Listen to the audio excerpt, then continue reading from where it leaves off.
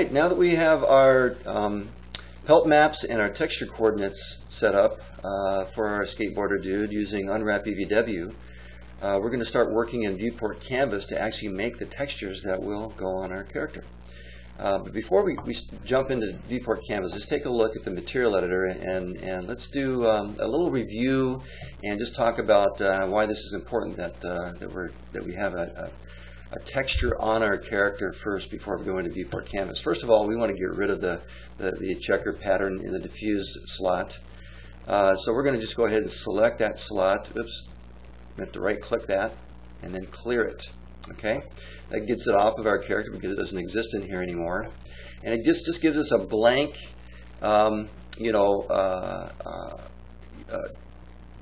texture, set up here for, or actually material, I should say, set up for our character.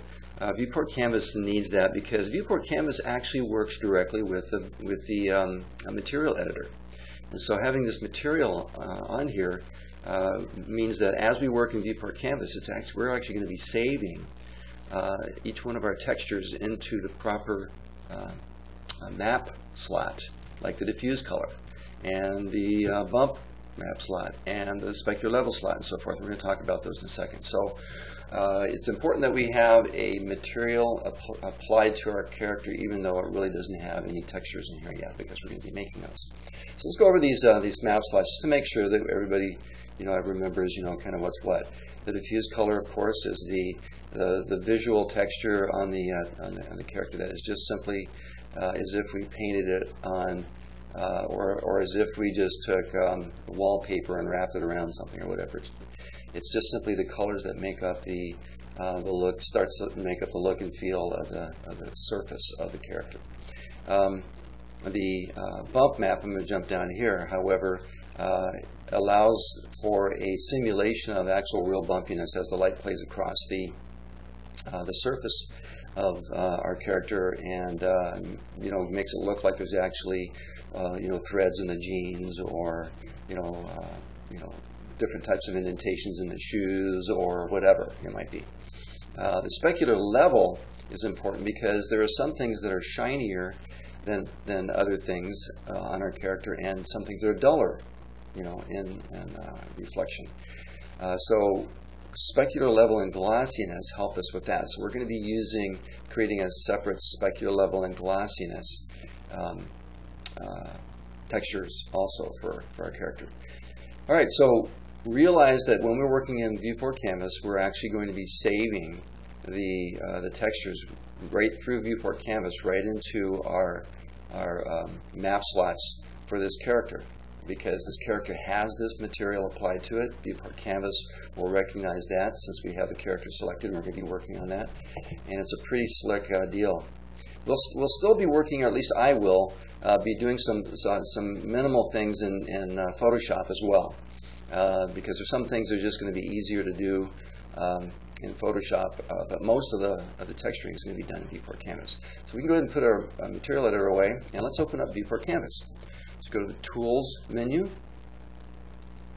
and about 3/4 of the way down the list here, Viewport Canvas. And here it is. Okay, now I'm going to go ahead and I'm going to dock this over on this left-hand side because we're going to be working on this for a while now. See that little icon change? See, I want you to notice the icon change on the cursor. So by putting it right over here, it's going to dock it on the left. And that means it's sitting there, not just floating. Now, you can leave it floating if you want to, but it's kind of handy just to get it out of the way and allow us to just work in our viewport.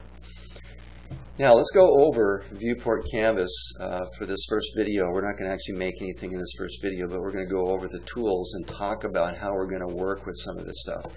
As we begin working in Viewport Canvas, I want you to notice the similarities and the consistencies with Photoshop that Viewport Canvas has.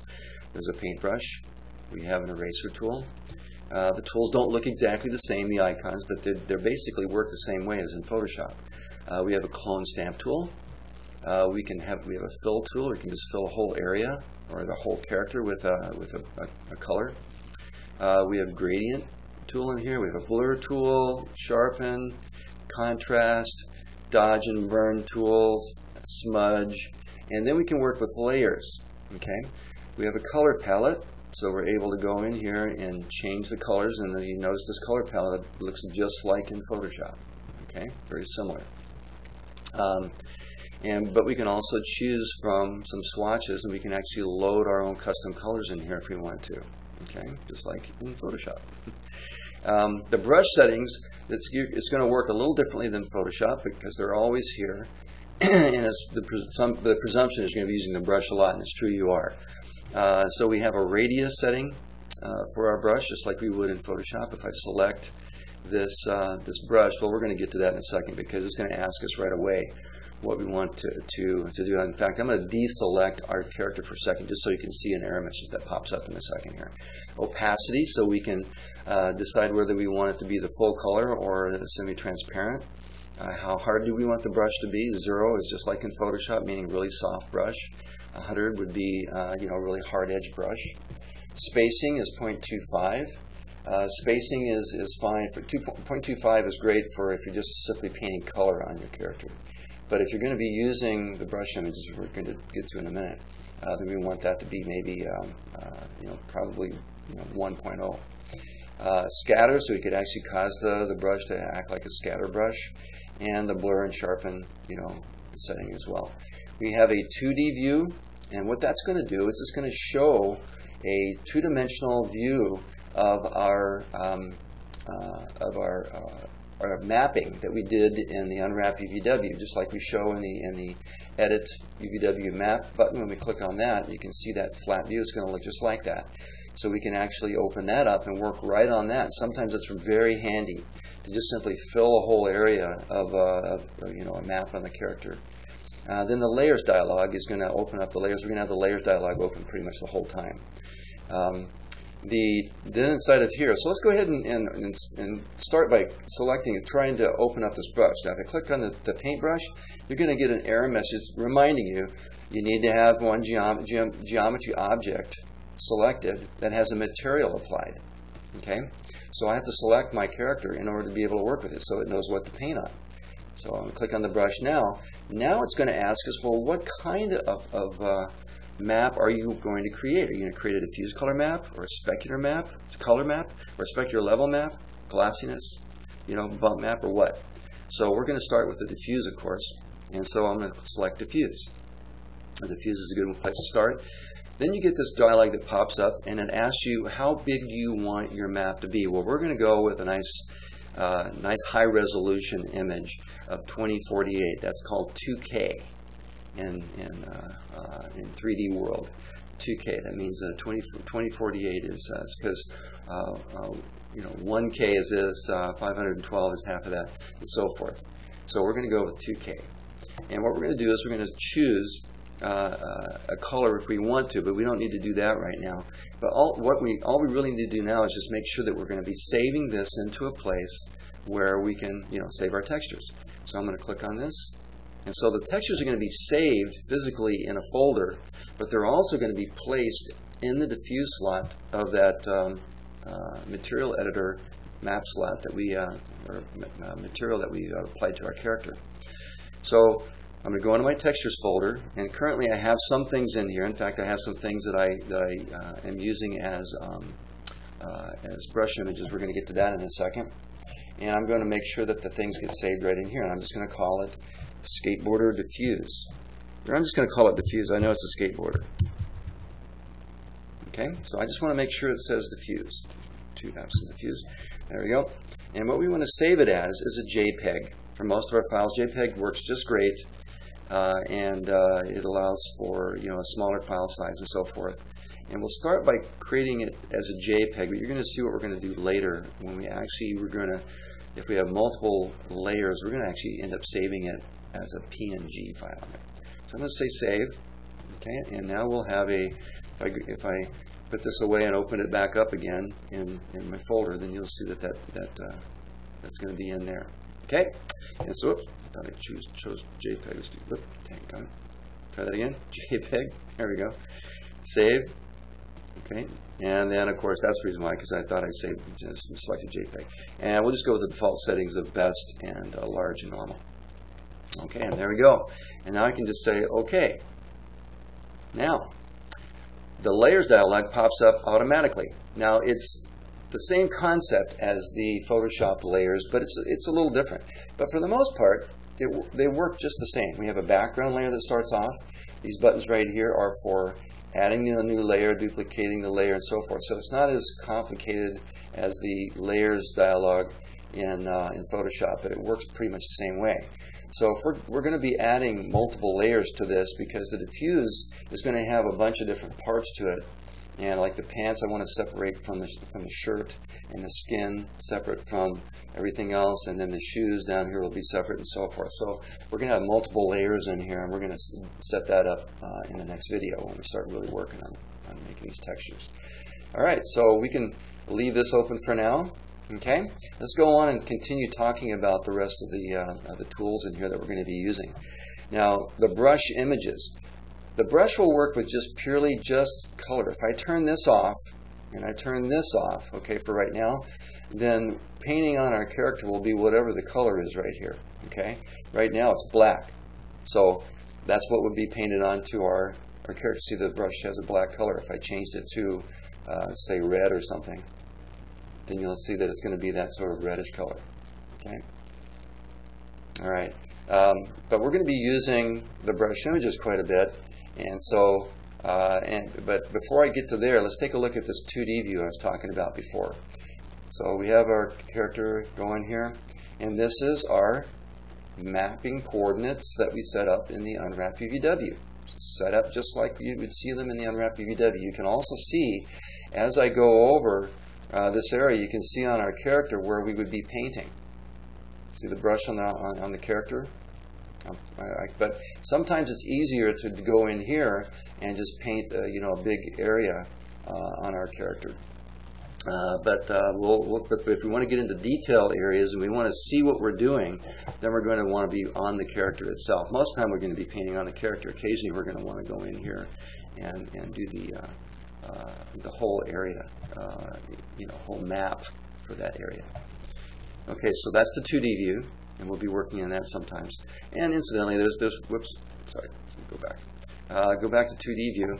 What we can do is we can say full size, and what that does is it expands it to the actual size of the resolution that we set up in here just a little bit ago. And you can see that I can scale it up and down. I can zoom in really tight. Full size is going to be that right there. And using just my middle mouse button, I can just move around in here. Okay, so we're going to be working with that a little bit, as I said. All right, next. Then the layers dialog. We've already got that open right there, so if ever we want to hide the layers dialog, we just click on that button. It's just a toggle. Either shows it or doesn't. Okay? All right. I want you to notice down here, paint on diffuse color. Okay, you can't select that right now because it's already selected. It's in there with the brush. We'd have to deselect the brush to be able to choose a different area that we want to paint on, or a different type of map that we want to paint on, a different map slot in Material Editor. Okay, so let's talk about these brush images and masks and stuff here. Okay, so click on that, open this up. Now, these are included as part of the application, the 3ds Max application. Okay, they come with it, as do these 2 stars right here, even though it says custom maps. They just put those in there just to give you a clue as to what to deal with here. But we can load our own images in here to use as custom maps, and that's what I've done with this one, and this one. I created these myself. Okay, this is going to be a hair texture that we're going to be using to create sort of a bump map for our hair object, which is going to be separate. But that's going to be a t-shirt material that's going to go on the t-shirt, and then the denim material is going to be for the jeans. And we're actually going to use some of that denim material and just adjust it on the layer that we're going to put it on a little bit. So we're going to work with that as well and make it look different than the jeans, like maybe darker. All right, and then in order to add materials, the way that works, add textures, I should say, or maps, images to this area, you just simply open up the folder that the custom maps are in by clicking on this button, and that's the only way you can get to it. You can try you can try all you want to try to find this inside of your computer, you know, and good luck with that, but it doesn't matter because this is the best way to open it up anyway. It just goes right to it, and you can see that the 2 stars are in here. And they look funny because you can't see the actual stars, but that's the way they show up if they're in here. But the denim material is in here, my hair specular map, and specular and maybe opacity and bump map, and then the t-shirt one are all in here. If I wanted to add more in here, I could just go to a folder and grab something like this and drag it in here. Now, one of the things I want you to notice about the images that are in here is the format of these images. Very important to understand that you can't just use any old format. They're all TIFFs. So this is a TIFF image, this is a TIFF image, the one that came with, and this one came with also, TIFF image, TIFF image, and TIFF image. And that's just a file format for images like a JPEG or a PNG file or a GIF or whatever. TIFF is a common format for graphic design people because it's uncompressed. And I think that's the reason why they want it to be a TIFF, because we want an uncompressed image in there and not something that can be compressed. So anyway, so if we're going to add any more in here, they're going to have to be saved as TIFF images in Photoshop and then brought in. But then all we'd have to do is just open up a folder, drag in, place it in there, copy it into there. All right, so that's that. So let's go ahead and put this out. And by the way, once you add something in here, you have to click on the Reload Custom Brushes. So we put this away and reload it by clicking on this button right here, and then go back and browse, and then you'll see that it actually will load the new images in here that we put in here. All right, let's put this away. Let's go to the mask area. So notice that it's the same canvas, Viewport canvas brush images, but the masks are these down here. Now you could use one of these up here as masks if you wanted to, but these are set up to be masks. They're black and white, and there's a transparency to them and so forth. So if we were to, we still want them to be TIFFs. Just black will end up being transparent and white will be, opaque, just like an opacity map in the material editor. It kind of works the same way. So that's kind of nice to know. All right, so there's that. All right, now there are some brush image settings that we can use for this stuff. There's a lot of stuff to know about this. Hit normal just simply means that no matter which direction we have our character facing, the normals on the object are like little sensors that sense the direction of see how the brush is going across the surface and wrapping around, because it's a three-dimensional object. Don't worry about that for now. We're just going to leave that to its setting. Fit to brush is fine for right now, for both the mask and the color, and that's what that means up here, color and mask, color and mask. Tiling, maybe you want it to tile, maybe you don't. I'm going to turn tiling on for the color and tiling on for the mask, because tiling is really kind of handy. Okay, now, fit to brush means that if we make the brush smaller, that means that the image is going to scale down to fit inside the brush. If we have fit to brush turned off, unchecked, then what's going to happen is we will end up taking just a portion of that image that we're working with, color or mask, and applying that. That's not going to work so well with tiling. So we definitely want to have fit to brush turned on or checked when we're tiling for sure. Okay. Now cross screen, don't even worry about that. We're not going to use that either. I just mentioned a little bit ago that the paint on diffuse color is what we chose when we chose the paint brush tool and saved our diffuse color. So it knows that we're going to be saving this to the diffuse color slot in the material editor. Paint behavior, there's a lot of stuff in here. There's things that we can do in here that spherical radius, paint effects. We can mirror, and that can be very handy. Very, very handy. So we'll probably do some mirroring in most of the cases. Okay, especially when we're working on things like the shoes, because they're separate anyway. Makes it easier to work on. So we'll probably have the mirroring set to X. So I'm going to do that right now. Clone source, current layer. Okay. And fill tool, brush, tiling, 3D wrap. We're not going to worry about that. We're just going to leave that at the default settings right now. So let's close some of these up so we can actually see some of the others here.